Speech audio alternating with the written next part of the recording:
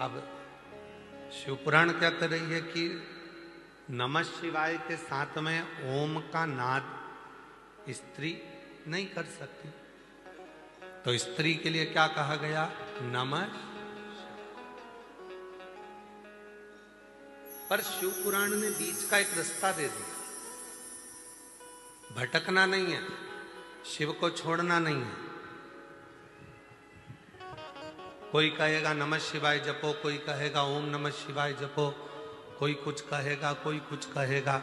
शिव पुराण ने कह दिया कि तुम स्त्री हो, पुरुष हो, बच्चे हो, बूढ़े हो, बुजुर्ग हो, कैसे भी हो, उच्चारण करो श्री शिवाय नमस्ते। इसमें कोई दोष नहीं,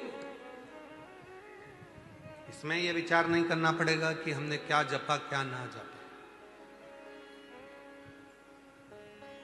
कभी मौका लगे तो अपनी जिंदगी में जप कर देखिए,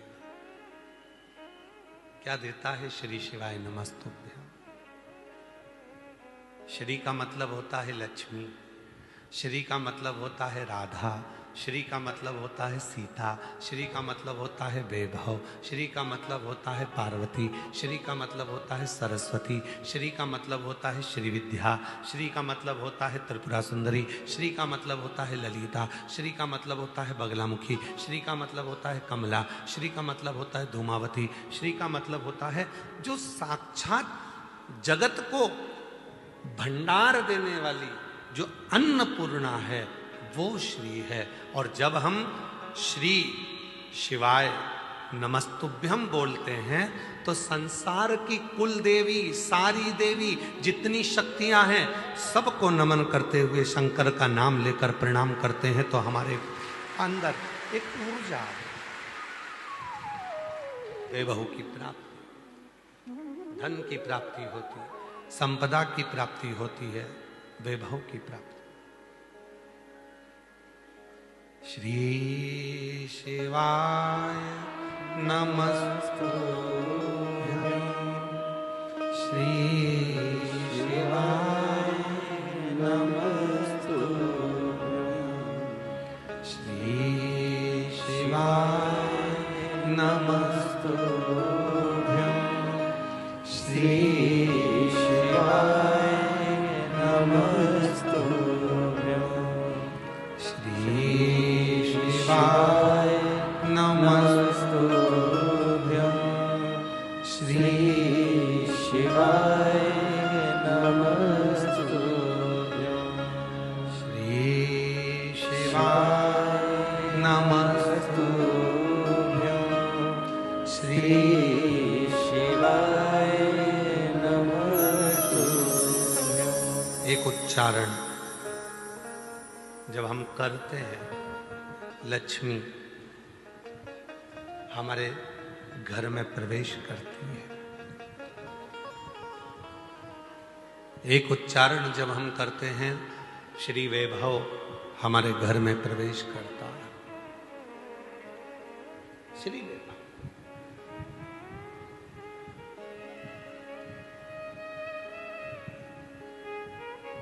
केवल कथा नहीं सुन के आई, शिव पर भरोसा कर कर,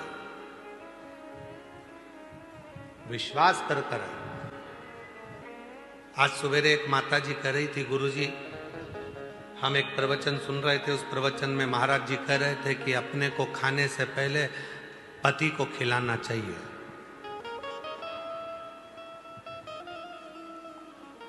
तो हमने कहा महाराज जी ने क्या क्या खिलाने का बोला? तो कहा भोजन अपन करो, उससे पहले पति को कराओ। तो हमने कहा ये तो सत्य है, उसमें क्या दिक्कत, उसमें क्या तकलीफ है?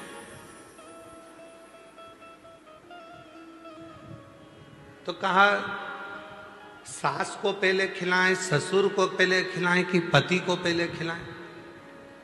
तो हमने कहा सबसे पहले घर में सास भी भोजन नहीं करेगी, सबसे पहले घर का जो बुजुर्ग ससुर होता है, बूढ़ा बाप होता है, सबसे पहले भोजन उसको दीजिए।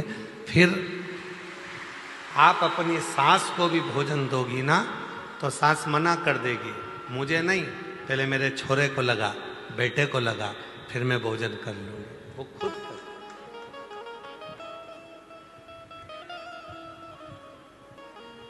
फिर उनको दीजिए और दिल से सारी चिंता को मुक्त होकर, पहले भी कहा आज फिर कहते हैं, शिव महापुराण की कथा पंडाल में सुनने के लिए उस दिन जाना जिस दिन तुम्हारे अंदर शंकर जी के प्रति विश्वास हो जाए। विश्वास तो जाओ, वरना मत जाओ। टाइम बर्बाद तो बिल्कुल मत करो।